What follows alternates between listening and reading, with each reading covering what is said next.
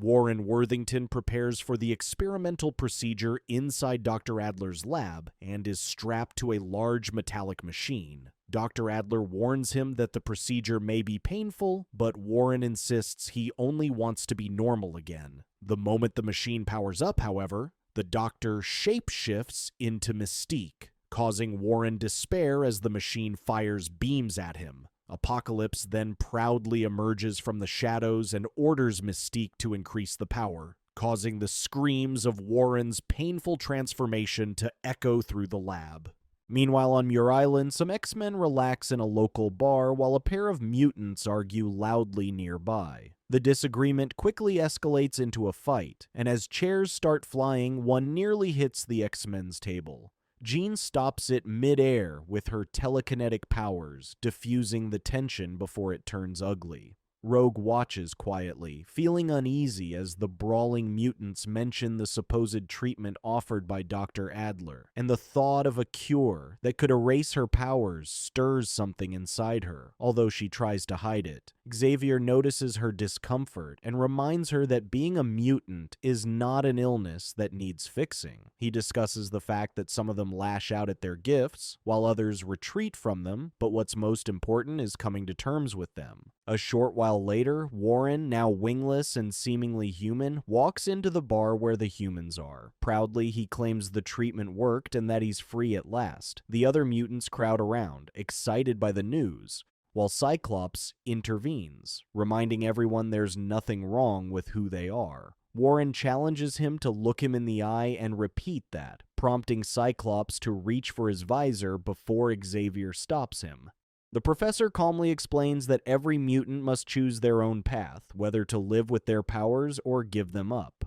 Elsewhere, Apocalypse watches the conversation on a monitor. He commends Mystique for her convincing imitation of Warren as the real man steps into view. Now blue-skinned with metallic wings, Warren declares that Warren Worthington is gone, and that he is now Death, the Archangel. Soon after, 3 other mutants who accepted Adler's treatment join him. Apocalypse renames them Famine, Pestilence, and War, and together they begin their campaign across the world. Pestilence spreads diseases in crowded streets, famine drains crops and leaves nations starving, and war reduces a military base to rubble, while death destroys a dam, flooding entire regions. Apocalypse proclaims that the age of weakness has ended, and that the strong will inherit the earth. The attacks reach global attention when Apocalypse interrupts a world peace conference in Washington. Watching the news broadcast, the X-Men realize the scale of the threat. Xavier instructs most of the team to confront the Horsemen while sending Rogue back to Muir Island to investigate Dr. Adler further. He suspects the supposed cure is linked to Apocalypse's operation. Although Wolverine disagrees with splitting up,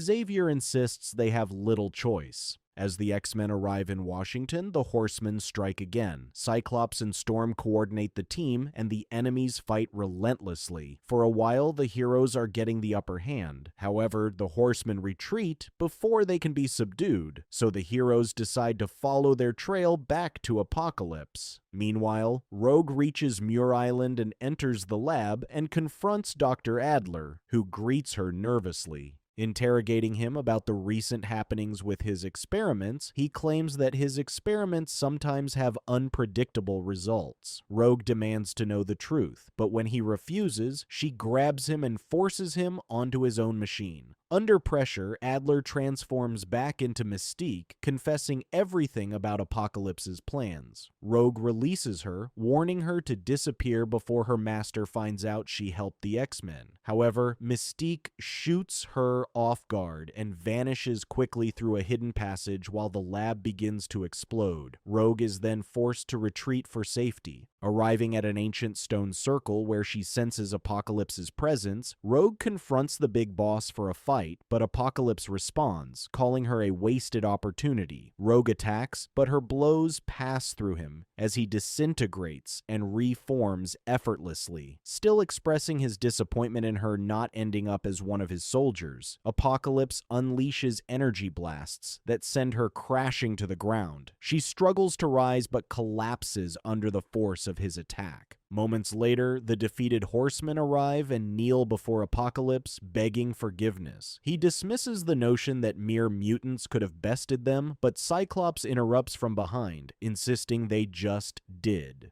Apocalypse orders the Horsemen to destroy the X-Men once again, and the two sides clash in a chaotic battle across the rocky field. Although the Horsemen fight fiercely, the X-Men hold their ground. Rogue, recovering from Apocalypse's earlier strike, watches from a distance and realizes she must act. As Death prepares to attack the team from above, she removes her gloves and flies toward him. Catching him off guard, she grabs his face, absorbing his power. Her skin turns blue as his energy surges through her, and both of them spiral through the air uncontrollably. Unable to hold on any longer, Rogue releases him and falls hard onto the ground. The contact frees Warren from Apocalypse's control. Filled with guilt, he turns his rage toward the other horsemen, blasting them aside. Improve your disposition.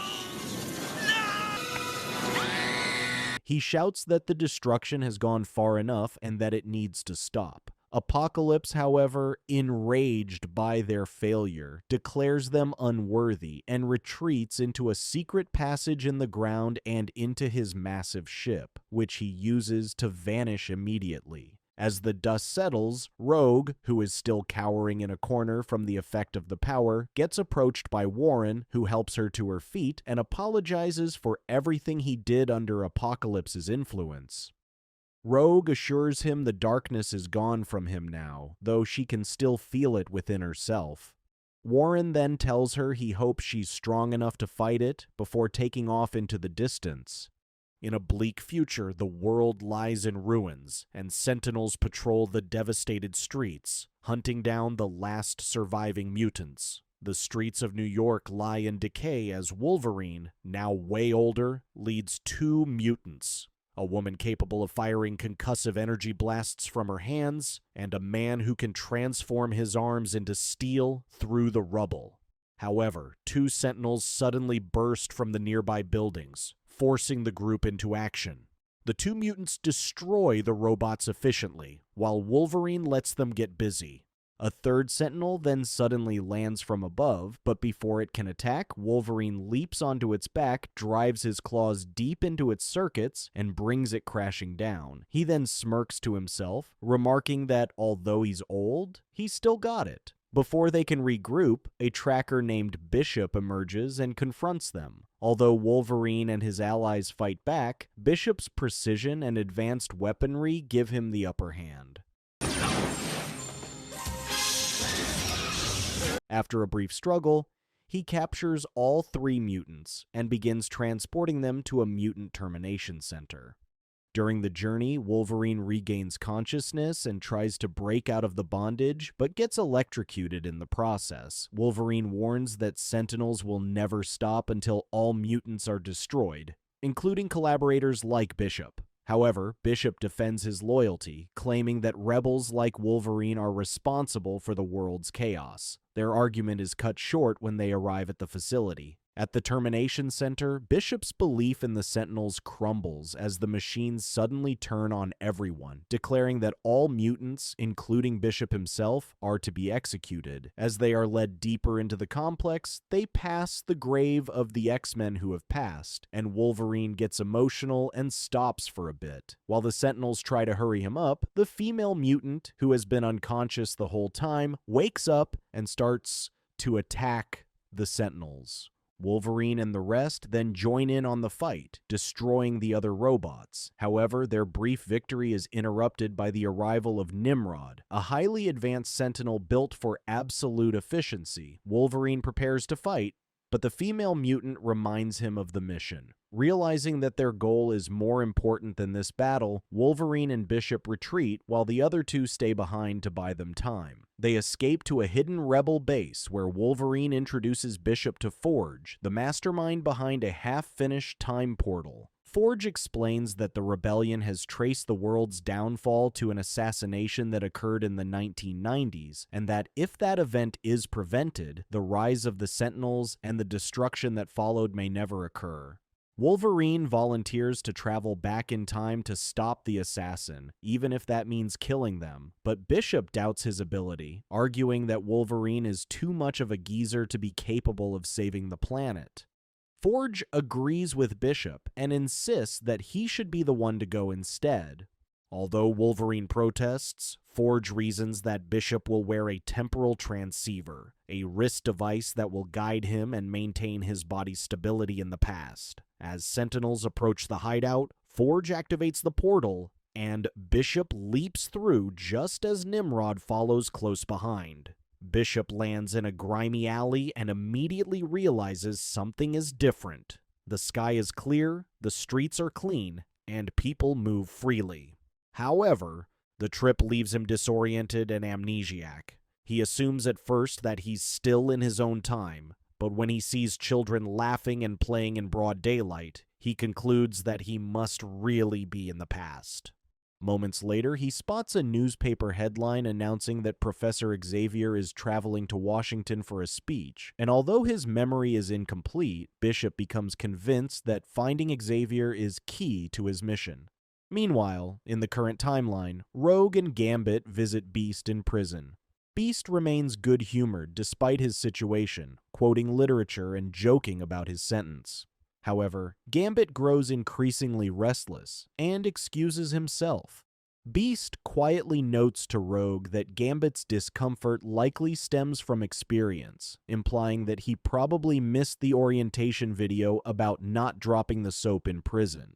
Elsewhere, Bishop slowly pieces together fragments of his mission using his transceiver. He recalls that he came to stop an assassination that would lead to mutant persecution, but he cannot remember the target. Moreover, he remembers that one of the X-Men is meant to be the assassin. Determined to find answers, he hijacks a bus and heads straight to Westchester, where the Xavier Institute stands. At the mansion, Jubilee keeps watch through the security system and notices a strange bus approaching the building at full speed. She immediately alerts the team, prompting Cyclops, Storm, and Wolverine to respond as the bus crashes into the building. Bishop emerges from the bus and, with his futuristic weaponry and training, causes a hard time for the X-Men as he forces them to combine their efforts to subdue him. Eventually, Wolverine overpowers him. But when he raises his claws for the final strike, Bishop regains a piece of his memory, so he calls out to Logan and tells him he just came to save the future. Not fazed by his words, Wolverine still tries to end him, but Professor Xavier arrives just in time to halt the fight and order the team to stand down. In the war room, Cyclops and Jean Grey examine Bishop's weapon, noting its advanced design. Meanwhile, Xavier connects to Cerebro to probe Bishop's mind, projecting the holographic images across the room. The team witnesses scenes of devastation, with the world being overrun by Sentinels and the graves of the X-Men. Storm realizes that what they are seeing might actually be the real future, while Wolverine dismisses it as a trick. Xavier, however, insists that the memories are real when he sees the tombstones bearing their names. He quietly declares that they have failed. Before he can explore further, Bishop's transceiver begins beeping, indicating that someone or something has followed him through the time portal. Although Wolverine and Cyclops stand against it, Xavier decides to trust Bishop, at least tentatively. He instructs the team to help him prevent the assassination, no matter what it takes, and they reluctantly agree. Heading out to confront the disturbance, the team, however, gets attacked upon arrival by Nimrod. The advanced Sentinel unleashes devastating blasts, forcing the X-Men into a defensive stance. Bishop explains its capabilities while the team struggles to keep up. Cyclops and Jean attempt to coordinate their attacks, but Nimrod adapts quickly. Wolverine barely gets a chance to get close enough for combat, and Storm's lightning barely has an effect. However, working together, Storm manages to freeze its systems while Bishop delivers a concentrated energy blast, shattering its core. As Nimrod begins to repair itself, Bishop targets its transceiver and destroys it, forcing the Sentinel to vanish back into the future. After the battle, the team returns to the mansion. Wolverine, still unconvinced, demands that Bishop reveal the assassin's identity, but due to Bishop's fragmented memory, he struggles to recall. Wolverine argues that it can't be any of them, but Storm counters that everyone has a hidden side capable of darkness. Rogue and Gambit suddenly return from their visit to Beast, and as soon as Bishop sees Gambit, his memory snaps back. Without hesitation, Bishop accuses Gambit of being the assassin responsible for the future's destruction as he picks up his gun and shoots at him. Bishop, recalling the events that brought him to the past, explains that a mutant assassination in Washington, caused by Gambit, triggers a chain of events leading to the dark future where Sentinels rule and mutants are hunted. This claim creates immediate tension among the X-Men, especially since Gambit himself denies any involvement. However, the stakes are too high for the team to ignore the warning, so Xavier decides to divide the team. He makes most of them come with him to protect the Senator in Washington, while Wolverine remains behind to keep an eye on Bishop and Gambit, whom he has deemed unfit to come with them. While the X-Men prepare, Gambit grows increasingly frustrated. He resents being treated like a suspect and feels betrayed by his teammates. Wolverine, although cautious, tries to keep things calm, but Bishop's constant hostility worsens the situation. Bishop insists that Gambit must be stopped no matter what, believing that his mission's success determines the survival of mutant kind. However, when the team leaves for Washington, Gambit decides he can no longer sit idly. He charges a handful of cards with kinetic energy, creating a flash diversion, and escapes the mansion using a stolen jet to follow them. Wolverine and Bishop are caught completely off guard, and before they realize what's going on, Gambit takes off in a jet, leaving them furious and more disturbed. Meanwhile, in Washington, D.C., the Senate convenes to discuss mutant registration, and while this unfolds, Mystique's Brotherhood prepares to strike. Avalanche, Pyro, and Blob move into position to create chaos, while Mystique infiltrates the Capitol disguised as Gambit. She plans to assassinate the Senator while looking like Gambit, ensuring the blame falls squarely on the X-Men. As the hearing begins, the Senator's speech on mutant control is interrupted by a violent tremor as Avalanche and Pyro spiral into the chamber to cause a scene. Charles immediately summons the X-Men, who are on standby, and they arrive just in time to handle the situation. Cyclops orders Storm and Rogue to contain the outer perimeter while he and Jean handle the civilians. Blob joins the fight, and with his thick skin, which shrugs off slashes and optic blasts, he begins to bully the heroes. However, Wolverine arrives and forces him into a pool, which Storm instantly freezes.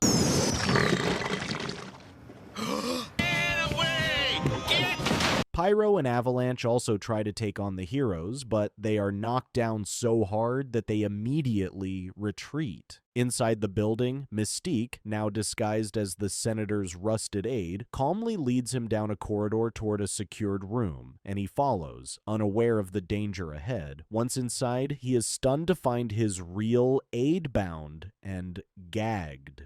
Mystique then drops the pretense and transforms into Gambit right before their eyes. She raises her weapon and is about to log out the Senator, but before she can pull the trigger, the real Gambit bursts through the door. Quite surprised to see himself, Gambit attacks the impersonator, and the two of them face off, and their fight quickly escalates into a chaotic struggle across the room.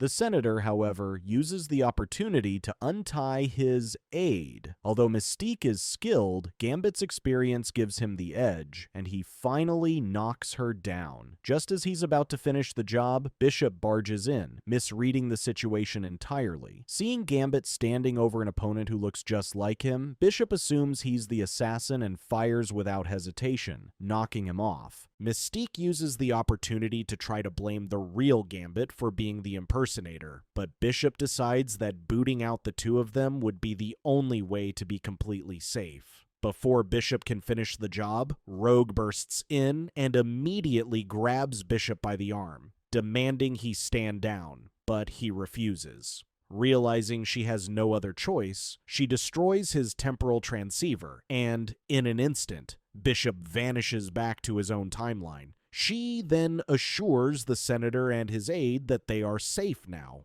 As Senator Kelly and his aides stumble out, Mystique reverts to her true form, and Rouge is about to beat the shit out of her, but Mystique takes her completely off guard as she transforms into someone she never knew she'd meet again. She then reveals that she was her foster mother, and Rogue is dumbfounded. Despite her confusion and anger, Rogue chooses compassion and helps Mystique escape from the building just before Cyclops and Wolverine arrive. Wolverine and Cyclops arrive at the scene, and they encounter Kelly and his aide in the hallway, who hurriedly explain the whole situation with one of the two identical men who had been shot, and about a woman tearing something off another man's wrist before he disappeared. Cyclops then deduces that a shapeshifter must have been involved, explaining Bishop's misunderstanding. However, when they enter the room, they are shocked to see the real Gambit unconscious and alone. After securing her exit, Rogue demands to know why Mystique tried to kill the senator, and Mystique tells her that the assassination wasn't her choice. According to her, Apocalypse ordered her to do it to spark a war between humans and mutants, and she had no choice but to follow through. Rogue pleads with her to turn away from him, but Mystique refuses, saying Apocalypse gives her purpose, just as Xavier gave Rogue hers. Rogue still insists, but Mystique stands by her decision, leaving her behind. In the future, Bishop rematerializes in the same ruined landscape and is surprised to see that nothing has changed. Frustrated, he insists to Forge that he completed his mission and stopped the assassination. However, Forge reviews the data and explains that the timeline remains the same, meaning something else must have happened along the line. Confused, Bishop wonders if his efforts were all wasted, but Forge assures him that since they currently have enough time, they can keep trying until they finally fix it. Meanwhile, in the present, Xavier, Cyclops, and Jean arrive at the senator's office and are surprised to find it in a terrible state. More alarmingly, the senator is missing yet again. As Xavier scans the area, he notices a few unusual things that make him point out to the team that a different gang is behind the attack this time. Confused, they ask him how he's so sure. He then points out that not only has his watch stopped working, but it's also being pulled by a strong magnetic force, which can only mean one thing. Magneto is back in town. Thank you for sticking to the end of my video. Please do me the biggest favor by leaving a like, comment, and subscribe. And I hope to see you in the next video.